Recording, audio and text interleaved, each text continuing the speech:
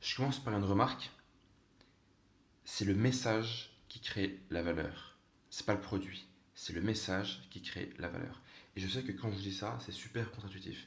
Parce qu'on se dit, mais non, c'est le client va acheter un produit ou une offre, et donc il va échanger de l'argent contre une offre. Donc en tant que vendeur d'une offre, en tant que vendeur d'un produit, on va échanger ce produit contre de l'argent. Donc c'est le produit qui crée de la valeur. C'est le produit qui va me faire que je vais gagner de l'argent. En fait, pas du tout. La personne va acheter un produit ou une offre en fonction d'un message et du système de croyance qui va avec. Et c'est ce dont on va parler. D'ailleurs, une bonne manière de voir ça, c'est de se poser la question. Imaginez, vous avez une offre exceptionnelle, un produit ou une offre qui est incroyable, mais un message qui est nul de chez nul de chez nul. Ça, c'est la situation numéro un. Imaginez la situation numéro 2. Un produit moyen nul, mais avec un message exceptionnel. Un truc qui donne envie d'acheter, on devient fou, les gens font la queue devant les magasins, ils veulent ce produit. Même s'il est pourri, ils le veulent. Qui va gagner le plus d'argent? L'option 1 ou l'option 2? Vous voyez bien que c'est l'option 2, ça va de soi. C'est donc le message qui va faire que vous allez encaisser de l'argent. C'est le message qui va faire que votre produit aura du succès. Et c'est le message qui va faire que vous serez riche ou pas. Et ça, en fait, il y a très peu de gens qui l'ont compris. Tout le monde se focalise sur la technologie, l'offre, le produit, les fonctionnalités du produit, la fiche technique du produit. Très peu de gens, voire personne, quasiment aucun marketeur, quasiment aucun entrepreneur, se pose la question du message et passe du temps à travailler son message.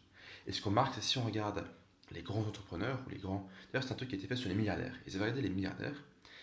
Ils avaient dit, ok, bon, lesquels ne sont pas riches par l'héritage. Bon, et c'est aux États-Unis.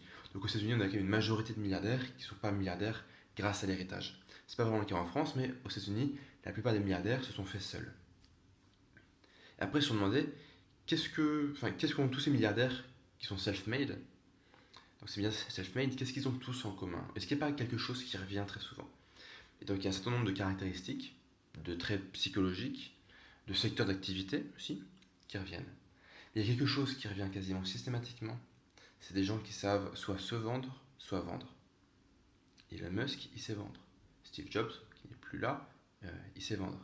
Bill Gates, il savait vendre. Notons bien que dans certains cas, il faut se vendre soi ou vendre un produit. Elon Musk fait les deux. Elon Musk, il vend son image, son mythe, et il y a beaucoup de bullshit, beaucoup de pipeaux, et à mon avis, ça risque de lui exploser la figure un jour. Et après, ces entreprises vendent leurs produits. Tesla, SpaceX, etc. Mais dans tous les cas, il y a un message extrêmement fort sur Tesla, et il y a un message extrêmement fort qui est construit autour de cette personne qui est Elon Musk. Mais ce qu'on voit, c'est que les grandes fortunes qui ne sont pas dues à l'héritage aux États-Unis sont dues à la capacité à structurer un message et à vendre.